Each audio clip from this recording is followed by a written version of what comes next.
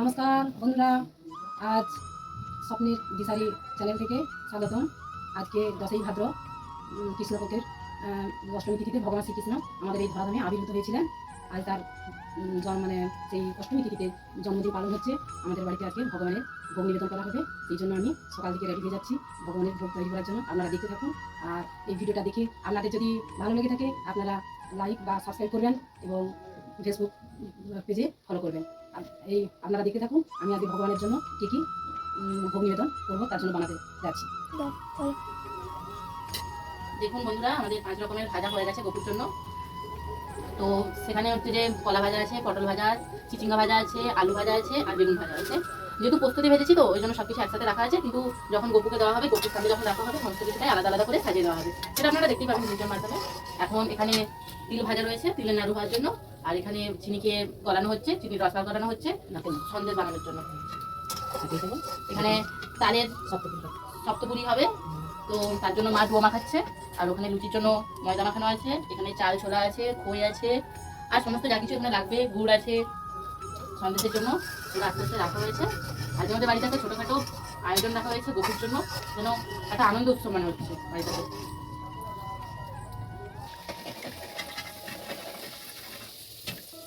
এখন আমাদের গোপু সোনার জন্য ফুলকো ফুলকো লুচি বানানো হচ্ছে। এখানে মা বেলে দিচ্ছে, ওখানে বোন লেচি গোল করছে, আর আমি লুচি ভাজছি।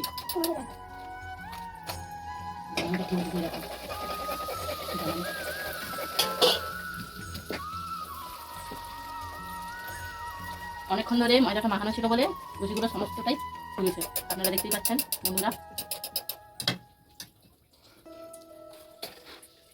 আগে থেকে ময়দা মাখানো থাকলে বেশি সুন্দর।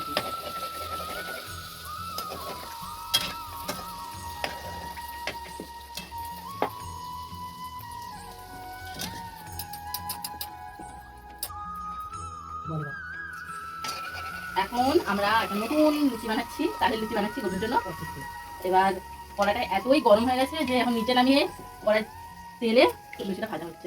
আপনারা দেখতেই পাচ্ছেন লুচিটা কিন্তু হয়েই যাচ্ছে, এতই গরম তেল কালছে। এখন তালের লুচি হচ্ছে, এরপর তালের পিঠে হবে।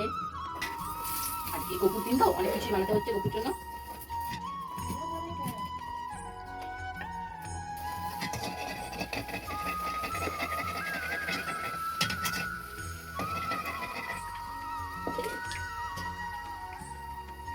তালের লুচিগুলো ফুলছে আস্তে আস্তে। আমাদের বাড়িতে আগে প্রথমবার তালের লুচি হচ্ছে শুধুমাত্র গোপুর জন্য।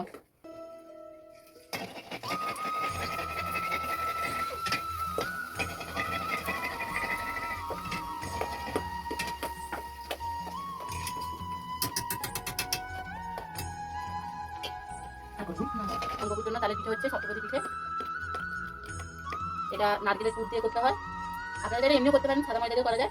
যেহেতু গোপু তাল খেতে পছন্দ করে তো তাই আমাদের বাড়িতে তালে সপ্তপদী বানানো হয়। দেখুন কিরকম বানাতে হয়। প্রথমে লেচি নিয়ে সেটাকে ভালো করে গোল করে ভালো করে বেলতে হবে। এরপর ওর জন্য একটা নকশা করা কৌটো পাওয়া যায়, আপনারা চাইলে কিনতে পারেন বাজার থেকে। এটাকে ডাইস বলে। সেই ডাইসে পুর দিয়ে ভালো করে চিপে চিপে আপনি বানিয়ে নিতে পারবেন আপনারা। শুধু গোপু বলে নয়, আপনার বাড়িতে যখন এই বর্ষাকালে যে কোনো মুহূর্তে এটা বানিয়ে সহজে বানিয়ে খেতে পারেন। আর না হলেও এমনি ময়দা দিয়েও এটা বানিয়ে খেতে পারবেন, ময়দা দিয়ে তৈরি। আবার নতুন করে গোপুর জন্য তালের আর একটা পিঠে বানানো হচ্ছে, যাকে আমরা তালের বড়া বলে সবাই চিনি। এটা আমাদের গোপুর খুব পছন্দের একটা পিঠে। জন্মাষ্টমীতে তালের বড়া ছাড়া অসম্পূর্ণ রয়ে যায় সমস্ত কিছুটাই।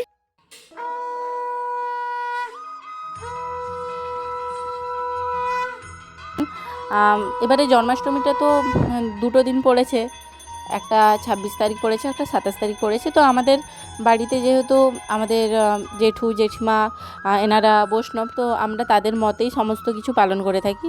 একাদশী থেকে শুরু করে, একাদশী ব্রত থেকে শুরু করে পূর্ণিমা ব্রত সমস্ত কিছুটাই তাদের মত অনুযায়ী হয়। তো আমাদের এই জন্মাষ্টমী ব্রতটাও কিন্তু তাদের কথা অনুযায়ী হয়েছে। তো তার জন্য অনেকের বাড়িতে কালকে 26 তারিখ হয়ে গেছে জন্মাষ্টমী পুজো, কিন্তু আমাদের বাড়িতে আজকে 27 তারিখ পুজো হচ্ছে। আপনারা দেখতেই পাচ্ছেন যে আমাদের যে পুরোহিত কাকু আছেন, ওনাকে আমরা কাকুই বলি, কারণ উনি খুবই বন্ধুসুলভ একজন ব্যক্তি। তো মানে খুবই অমায়িক একজন ব্যক্তি। এরপর মা আর আমি পুষ্পাঞ্জলি দিচ্ছিলাম, যেহেতু আমরা অষ্টমী ব্রত রেখেছিলাম। তো আমিও রেখেছিলাম, কেননা পুজোর ব্রত হিসেবে আমিই ছিলাম। তারপরে মা যেহেতু সকাল থেকে আমার সাথে কাজ করছিল, তো মাও বলল যে মা অঞ্জলি দিয়ে দেবে। তো মা আর আমি দুজনে মিলে অঞ্জলি দিচ্ছিলাম। সকাল থেকে যা আজকে বৃষ্টি হচ্ছিল তাতে আমরা তো একবার মনে হয়েছিল আমাদের যে পুজোটা বোধহয় গেল, কিন্তু তিনি তো বিশ্বের ব্রহ্মাণ্ডের যে সৃষ্টিকর্তা তারই তো পুজো না, আমাদের গপু ঠিক আমাদের খেয়াল রেখেছে। আমাদের বাড়ির যে মন্দির আছে, যেখানে আমাদের মানে বাড়ির যেটা বিগ্রহ আছে সেখানে পুজো শুরু হয়ে গেছিলো। যেহেতু ওখানে আমাদের যিনি পুরোহিত থাকেন তাকে দিয়ে পুজো করা হয় না, গোস্বামী দ্বারা পুজো করা হয়, তো ওনার আসতে একটু দেরি হয়ে গেছিলো। তো উনি এসে আমাদের বাড়ির যে বিগ্রহ রাধা মাধবের তা পুজো করছিলেন।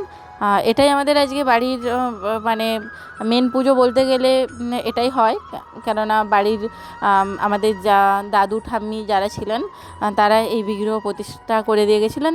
তো আমরা সবাই এটাকে মানি। বাড়ির মন্দিরে পুজো হয়ে যাওয়ার পরে আমরা প্রসাদ বিতরণ করে দিয়েছি। এবার যারা আমরা সকাল থেকেই গোপুর পুজোর জন্য হচ্ছে যে ব্রত রেখেছিলাম তারাও একটু প্রসাদ সেবন করেছি। আর হ্যাঁ, একটা কথা আপনাদেরকে বলতেই ভুলে গেছি, যখন সমস্ত কিছু প্রসাদ গোপুর সামনে দেওয়ার আগে ওটারও একটা ভিডিও ক্লিপ আমরা তুলে রেখেছিলাম, কিন্তু বাই মিস্টেক ওটা আমরা সেভ করতে পারিনি, যার জন্য আপনাদের সামনে দেখাতে পারিনি। আমরা খুবই দুঃখিত। আসলে কি বলুন তো, প্রথম ভিডিও তো, প্রথম নতুন পেজের প্রথম ভিডিও, ভুলভ্রান্তি অনেক কিছুই থেকে থাকবে, কিন্তু আপনারা দয়ার চোখে সেটাকে দেখে ক্ষমা করে দেবেন। আর সবাই ভালো থাকবেন, সুস্থ থাকবেন।